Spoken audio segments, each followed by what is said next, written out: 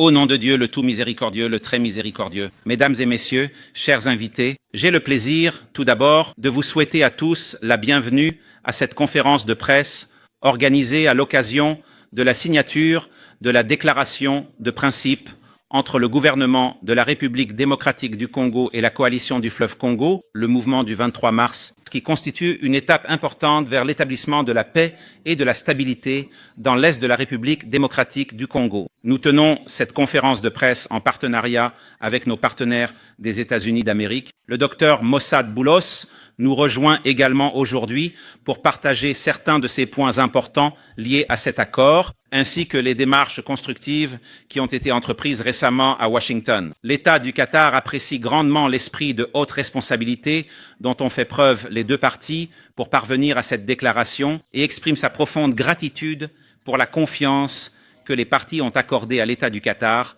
pour faciliter ce processus. Nous saluons également le soutien considérable apporté par son Excellence le président Félix Tshisekedi, président de la République démocratique du Congo, et son appui à une solution pacifique pour mettre fin au conflit. Nous remercions également sa délégation, ainsi que la délégation de négociation du gouvernement congolais qui a participé avec nous à ces séances et qui a fait preuve de patience et d'engagement. Nous exprimons également notre grande appréciation pour la coopération constructive manifestée par le vice-président du mouvement M23, M. Bernard Bizimois, ainsi que par la délégation qui l'accompagnait. Les négociations ont été marquées par de nombreux défis, mais grâce à Dieu, nous avons réussi à franchir une étape très importante vers la paix en signant cette déclaration. La déclaration de principe entre les deux parties. Les efforts de l'État du Qatar dans ce dossier ont commencé lorsque Son Altesse Cheikh Tamim Ben Hamad Al Thani, l'émir du pays, a accueilli à Doha Son Excellence le président Félix Tshisekedi, président de la République démocratique du Congo, et Son Excellence le président Paul Kagame, président de la République du Rwanda, au mois de mars dernier, ce qui a été considéré comme une étape essentielle vers la résolution pacifique. Cette réunion a été suivie d'une série de réunions de négociation entre les parties, ce qui a constitué un véritable point de départ pour la paix et la tolérance entre les parties en conflit. Et lors de cette réunion en mars, le président de la République démocratique du Congo a exprimé sa volonté d'ouvrir un dialogue sérieux avec le mouvement M23 et son souhait que l'État du Qatar accueille une série de ces négociations entre les parties. Depuis le mois de mars dernier, le Qatar a accueilli directement ces discussions, qui se sont déroulées dans un esprit de positivité et de responsabilité, partant d'une conviction profonde de l'importance du dialogue comme voie d'essentiel pour résoudre les conflits entre les parties, ce qui a abouti à la conclusion de cette déclaration historique. La rencontre des dirigeants a constitué un véritable point de départ pour le processus de paix, traçant la voie qui a mené à des évolutions positives et à des accords importants, au premier rang desquels l'accord de Washington entre la République démocratique du Congo et le Rwanda, signé le 27 juin 2025. L'annonce d'aujourd'hui vient couronner la coordination étroite qui a accompagné cet accord. Cette déclaration ne représente pas seulement un engagement à mettre fin à la violence, mais constitue également une étape clé et une feuille de route concrète vers la réconciliation nationale et jette les bases d'une nouvelle phase de partenariat entre les différentes composantes de la société en République démocratique du Congo, y compris les mouvements armés qui ont choisi de privilégier l'intérêt supérieur. Il ouvre également la voie à un rôle actif de la communauté internationale pour soutenir les efforts de consolidation de la paix et de promotion du développement durable dans les zones touchées par le conflit. À travers cet accord, qui comprend un certain nombre de dispositions, les deux parties réaffirment dans la déclaration de principe leur volonté de mettre fin de manière permanente à la violence et aux attaques et de travailler à instaurer la confiance par le biais de diverses mesures, notamment des mécanismes clairs liés à l'échange de prisonniers et de détenus, ainsi que des démarches vers un accord global qui affirme le rétablissement de l'autorité de l'État sur l'ensemble de son territoire et facilite le retour des personnes déplacées et des réfugiés dans leur foyer en toute sécurité et dignité. La déclaration de principe, comme signée aujourd'hui, ouvre la voie à l'ouverture de négociations directes en vue d'une paix globale qui traite les causes profondes du conflit, tout en s'engageant à mettre en œuvre les dispositions de l'accord de manière responsable. Merci de votre présence distinguée. Grâce à ces efforts, l'État du Qatar a joué un rôle central dans le rapprochement des points de vue et la construction de passerelles entre les parties, aboutissant à ce moment important. Cependant, la responsabilité de la mise en œuvre de cet accord incombe en premier lieu aux deux parties signataires et nous avons pleinement confiance en leur capacité à honorer les engagements qui leur incombent à travers cet accord. Cette réalisation constituera une base solide sur laquelle bâtir un avenir meilleur pour toute la région. En conclusion, je voudrais exprimer ma profonde gratitude à tous ceux qui ont contribué à faire de l'événement d'aujourd'hui un succès et une réussite. À l'avant-garde de ce processus se trouve l'Union africaine avec son Excellence, Monsieur le Président de la République du Togo, qui a déployé des efforts significatifs et clairs en tant que médiateur officiel dans cette affaire sous l'égide de l'Union africaine. Nous apprécions également le soutien important des États-Unis d'Amérique, notre ami, ainsi que de son Excellence, Monsieur Massoud Boulos, conseiller de son Excellence le Président américain. Nous ne saurions non plus oublier de remercier son Excellence, Monsieur Mahmoud Ali, président de la Commission de l'Union africaine, pour son soutien constant aux efforts de consolidation de la paix sur le continent. Nous exprimons également notre reconnaissance envers plusieurs pays qui ont eu une influence très importante dans la conclusion de l'accord d'aujourd'hui, parmi lesquels la République du Rwanda et le Royaume-Uni, à travers son envoyé spécial, ainsi que la République française, qui a joué un rôle majeur en annonçant une prochaine conférence pour soutenir l'action humanitaire dans l'Est du Congo, et le groupe de dialogue stratégique aux Pays-Bas, ainsi que tous les pays et partenaires régionaux et internationaux qui ont soutenu les efforts de paix et contribué à rapprocher les points de vue entre les parties. À travers ce rôle, l'État du Qatar incarne sa vision constante de faire de la médiation un pilier fondamental de sa politique étrangère et réaffirme son engagement continu à soutenir les efforts de paix, à promouvoir le développement durable et à permettre au peuple d'atteindre la stabilité à travers la justice, la participation et le respect mutuel. Nous espérons que cette déclaration constituera une étape sérieuse vers l'ancrage d'une paix durable et la réalisation d'un développement durable dans la région de l'Est de la République du Congo, ainsi que sur l'ensemble du continent africain. Je vous remercie tous et je laisse la parole à son Excellence, Monsieur Massoud Boulos, conseiller de son Excellence, Monsieur le Président, pour exprimer son opinion.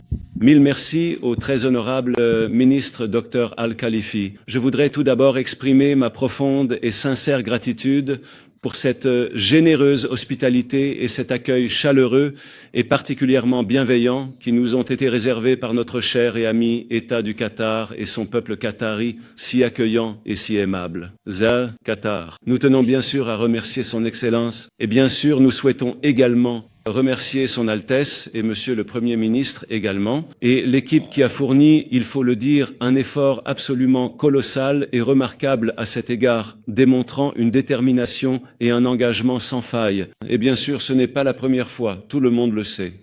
Le rôle constant et pionnier du Qatar dans ce domaine, dans le domaine de la résolution des conflits, est bien connu dans le monde entier, dans le domaine de la médiation, en vérité toujours, et dans la recherche de solutions pacifiques à un grand nombre de conflits dans le monde, notamment au Moyen-Orient et sur le continent africain. Mais bien sûr, cela ne se limite pas à cette région, mais concerne aussi d'autres parties du monde. Donc, mille merci vraiment à Qatar et pour le rôle fondamental et central qu'il joue, non seulement dans ce conflit, mais dans tous ces conflits dont nous avons parlé. En ce qui concerne le conflit persistant entre la République démocratique du Congo et le Rwanda, il est important de noter les tensions actuelles. Et en ce qui concerne le conflit interne qui touche le Congo, malheureusement, c'est quelque chose de vraiment douloureux, en vérité. Ce peuple a énormément souffert pendant au moins 3 décennies. Et même si l'on veut de remonter dans l'histoire, on pourrait revenir à une époque bien plus ancienne que cela. Mais même si nous essayons de limiter le sujet aux 3 dernières décennies, nous savons que ce peuple et cette région ont beaucoup souffert. Il y a eu des pertes humaines considérables, dépassant les 6 millions de victimes et un très grand nombre de réfugiés et de personnes déplacées, pas moins de 8 millions actuellement, entre les déplacés et les réfugiés, ce qui représente une crise humanitaire majeure. Il s'agit donc d'une véritable tragédie humaine, extrêmement douloureuse. Il ne fait aucun doute qu'il est temps de trouver une solution définitive à ce problème. Et bien sûr, la solution ne peut être que pacifique. Il n'y a pas d'autre solution que la solution pacifique à ce conflit, ainsi qu'à de nombreux autres conflits, sur lesquels le Qatar travaille et pour lesquels nous collaborons avec nos frères qataris afin de les résoudre. Et maintenant, nous pouvons en parler davantage. Mais il ne fait aucun doute que la seule façon de résoudre ce conflit est la voie pacifique. Et nous savons qu'il y a eu de nombreuses initiatives. Et nous remercions tous ceux qui y ont contribué au fil des années et des décennies. Mais comme nous le savons, malheureusement, la plupart de ces initiatives n'ont pas pu nous mener aux résultats escomptés. Mais comme Son Excellence l'a mentionné précédemment, il est important de noter que, il y a environ 4 mois, le Qatar, que nous remercions, a lancé une initiative qui a été très importante. Et lorsque Son Altesse a invité à une réunion entre les présidents congolais Tshisekedi et rwandais Kagame ici à Doha, c'était une rencontre très importante. C'était la première rencontre en face à face entre les deux présidents depuis plus de 3 ans. La rencontre a été cordiale et fructueuse. Et c'était une rencontre très importante en raison de ces résultats concrets qui en ont découlé. Nous avons donc assuré une initiative importante et significative en très peu de temps, un délai remarquablement court. Après cette rencontre, le président Trump et le ministre Rubio m'ont demandé de me rendre immédiatement dans la région pour trouver une solution, notamment en ce qui concerne la question humanitaire.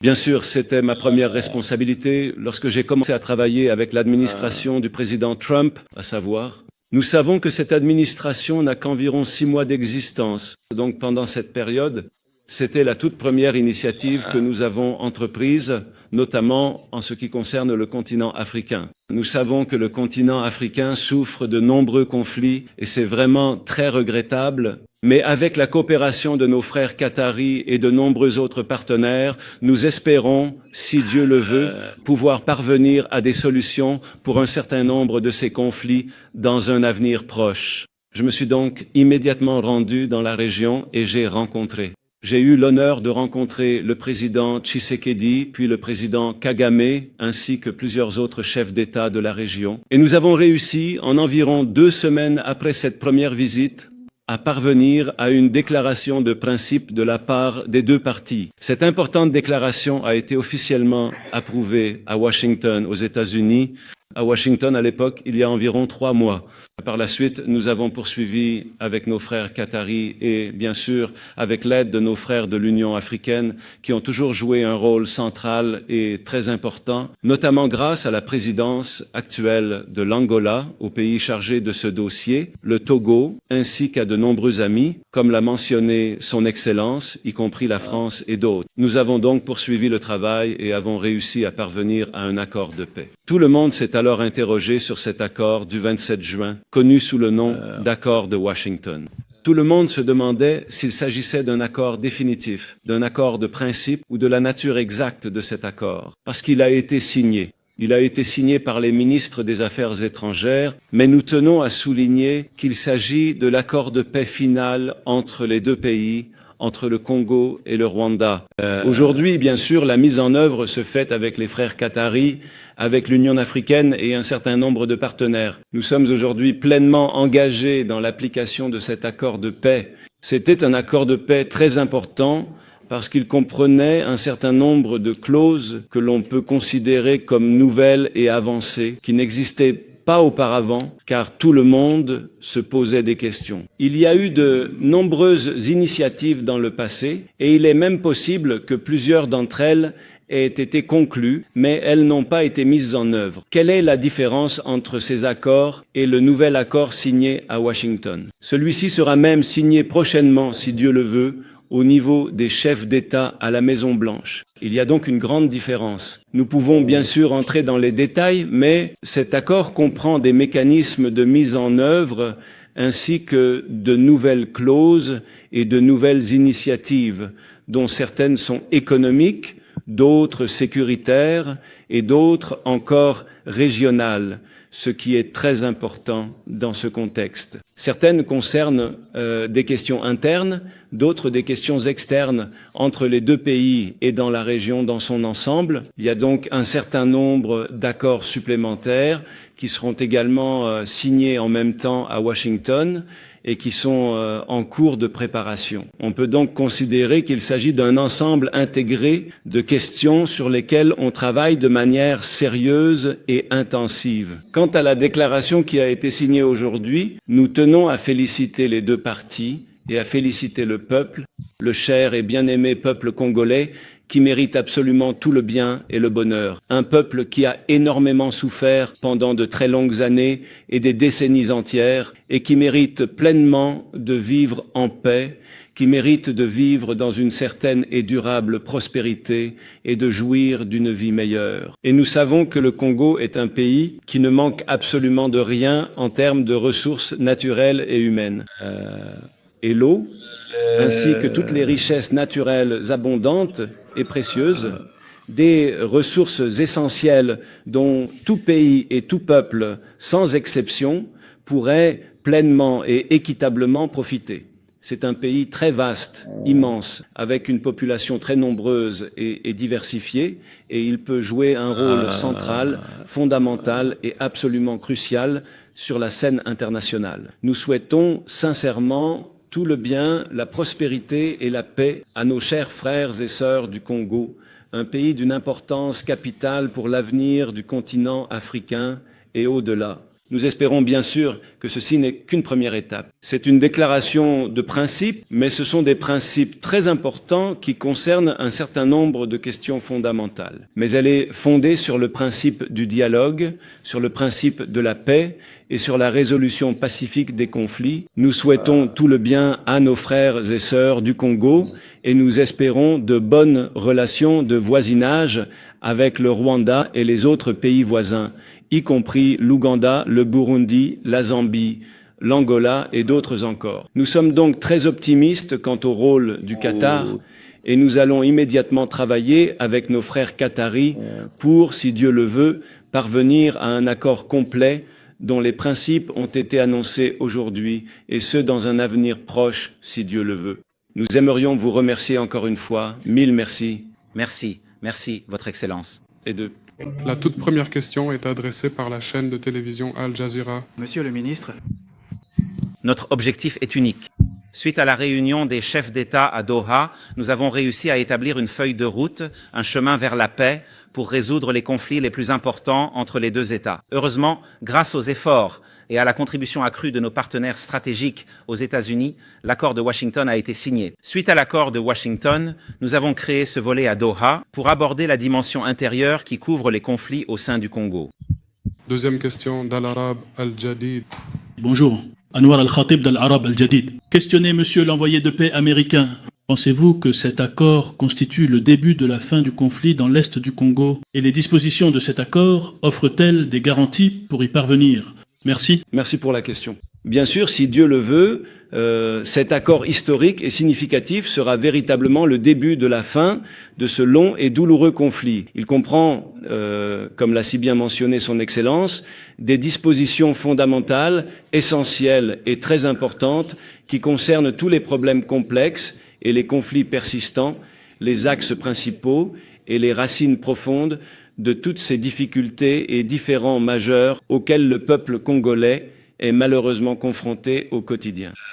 Il comprend également une réaffirmation de principes généraux très importants, ainsi qu'une confirmation des initiatives en cours concernant l'Union africaine, des initiatives régionales et l'accord de paix de Washington, ainsi que tous ces accords et initiatives antérieures. Et à la fin, la déclaration, il est vrai, n'est qu'une déclaration d'intention, mais on peut la considérer comme une déclaration d'intention relativement détaillée. Il y a un certain nombre de détails très intéressants et à la fin de la déclaration, il y a aussi une sorte de calendrier. Et il existe un mécanisme de mise en œuvre ainsi qu'un mécanisme de suivi. Il ne fait aucun doute que nous espérons, si Dieu le veut, que cela soit le début de la fin pour résoudre ce conflit. Troisième question de l'agence France-Presse. Bonjour à tous. J'ai deux questions, si vous le permettez. La première question s'adresse à son Excellence le ministre. Monsieur le ministre, quelles garanties avez-vous obtenues pour vous assurer que les deux parties respecteront la déclaration de principe? Quelles sont les étapes attendues des deux parties pour avancer sur la voie de la paix? La deuxième question est pour Monsieur Boulos. Vous avez parlé d'une déclaration de principe, mais vous avez dit que c'était plus que cela. Il y a plus de détails. Allons-nous voir des mesures concrètes et immédiates sur le terrain, par exemple? C'est-à-dire, est-ce que le gouvernement de Kinshasa, pourra accéder au territoire contrôlé par le M23? Et d'un autre côté, sera-t-il possible, par exemple, de rouvrir les banques à Goma ou à Bukavu? Merci beaucoup. Merci beaucoup. En ce qui concerne les garanties, en réalité, je voudrais insister sur le point que j'ai mentionné, à savoir que l'engagement et la mise en œuvre de cet engagement incombent aux deux parties au conflit. Les deux parties à la déclaration se sont mises d'accord sur un certain nombre de principes fondamentaux inclus dans les clauses de l'accord, et ces clauses sont soumises à un mécanisme de suivi. Ce qui distingue réellement l'accord entre les deux parties aujourd'hui, et comme l'a mentionné son Excellence le conseiller, c'est que cet accord n'est pas le premier entre les deux parties. Il y a eu des accords précédents, mais ce qui rend vraiment cet accord particulier cette fois-ci, c'est la grande participation internationale dont ont bénéficié les deux parties en ce qui concerne la mise en place de mécanismes de suivi détaillés grâce auxquels nous pouvons établir des rapports clairs adressés aux parties concernant la mise en œuvre de ces clauses. L'annonce faite aujourd'hui n'est qu'une simple déclaration de principe, ouvrant ainsi la voie à un accord global et exhaustif qui couvrira tous les points clés et essentiels liés aux différends persistants entre les deux parties concernées.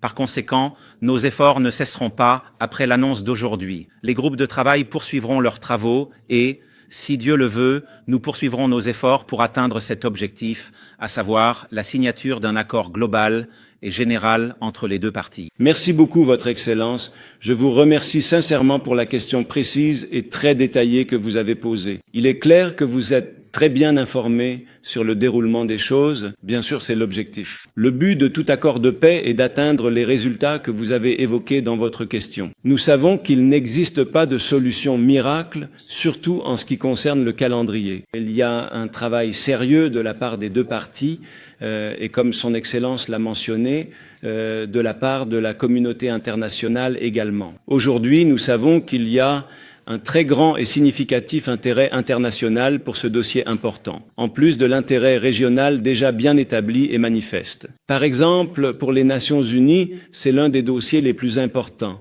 notamment sur le plan humanitaire et en ce qui concerne la MONUSCO, par exemple, qui est présente dans cette région de l'Est du Congo depuis des années. Donc, en plus de la communauté internationale de manière générale, le Qatar et les États-Unis, la France, la Grande-Bretagne et de nombreux autres pays.